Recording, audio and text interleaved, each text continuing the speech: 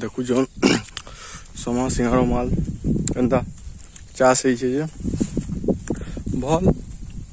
तो हे कहमा नी भी कही पारू कान बोले पान तो एखन जहाँ कला कला पहला तो किसी नहीं बरसला आ एखन जेन हिसाब बरसुचे नहीं गो आ एखन जेन हिसाब रो रोग लागी बसला नो ब्लास्ट मुहसा बंगी बहुत प्रकार रोग लागुचे आओ मुई देखाबार के चाहबी तुमको देखो केंदा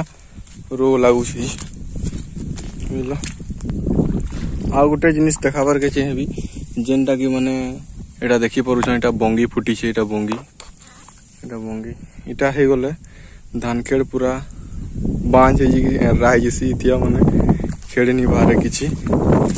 माने इटा ही रोग हे गले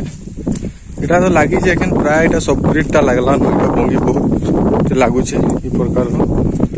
उसा देला जाकिर रक्या हेबा आ का करमा उसा दउन निजे खेत के आसु के देखू केंदा अच्छे काना अच्छे बहुत प्रकार तो रोग लागु छे एखन देखु छो पूरा मालटा इटा